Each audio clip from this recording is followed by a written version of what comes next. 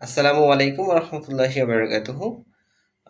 আবু হুরায়রা রাদিয়াল্লাহু তাআলা আনহু থেকে বর্ণিত, তিনি বলেন রাসূল সাল্লাল্লাহু আলাইহি ওয়াসাল্লাম বলেছেন, সেই সত্তার কসম যার হাতে আমার প্রাণ, এমন এক সময় আসবে যখন হত্যাকারী জানবে না কেন সে হত্যা করেছে, এবং যে ব্যক্তি নিহত হয়েছে সেও জানবে না কেন তাকে মারা হয়েছে।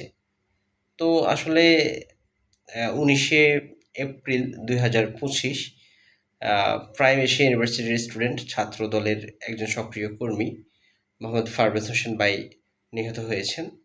তার নিহত হওয়ার ঘটনাটা খুবই মর্মান্তিক, হৃদয় বিদারক। তিনি টি স্টলে বসে বন্ধুদের সাথে হাসছিলেন। এমন সময় একটি মেয়ে এটা মিন করেছে যে ছেলেটি বা ফারুজ তাকে দেখে হাসছে।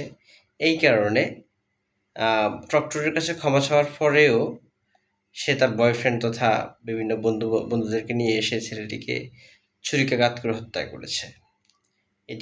এই হত্যাকাণ্ডের আমি তীব্র নিন্দা জানাচ্ছি, এবং আসলে এই হত্যাকাণ্ডের তীব্র নিন্দা জানিয়ে নিজের শোক প্রকাশ করার কোনো ভাষা আমি পাচ্ছি না। আরেকটি ঘটনা আমাকে খুবই আহত করেছে, সেটি হচ্ছে যে 19শে সেপ্টেম্বর 2024 সালে ঢাকা ইউনিভার্সিটির স্টুডেন্টরা তোফাজ্জল হোসেন নামে একজন ভাইকে পিটিয়ে হত্যা করেছে।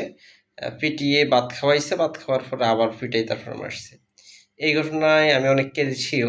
আমরা অনেকগুলো ভিডিও দেখেছি, তোফাজ্জল ভাইয়ের আমাকে খুবই আহত করেছে, বেদনাহত করেছে। আসলে নবীজির সেই হাদিসটাই বাস্তব। আসলে আমরা কাউকে মেরে ফেলছি, কেন ফেলছি, আমরা মেরে ফেলছি আমরা নিজেরাও জানি না।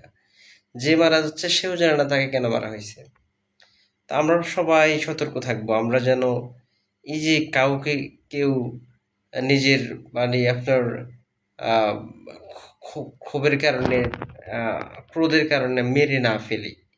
আমরা ধৈর্যশীল হই, ধৈর্য ধরি। হ্যাঁ, কারোর সাথে কথা কথা কাটাকাটি থাকবে, ঝামেলা থাকবে, সেগুলো যেন কথা কাটাকাটির মধ্যেই থেকে যায়। সামাজিক বিচার আছে, আচার আছে, এগুলোর মাধ্যমে সমাধান হয়। ব্যক্তিগতভাবে ক্রোধের বশীভূত হয়ে কাউকে যেন হত্যার চিন্তা আমরা মাথায় না আনি, এই অনুরোধ সবার কাছে থাকবে। সেই হিসেবে ছাত্রদল নেতা, ছাত্রদলের সক্রিয় কর্মী, প্রাইম এশিয়া ইউনিভার্সিটির স্টুডেন্ট ফারাজ ভাইয়ের আত্মার মাগফিরাত কামনা করছি। আল্লাহ তাআলা যেন ফারাজ ভাইকে জান্নাতুল ফিরদাউসের মেহমান বানান।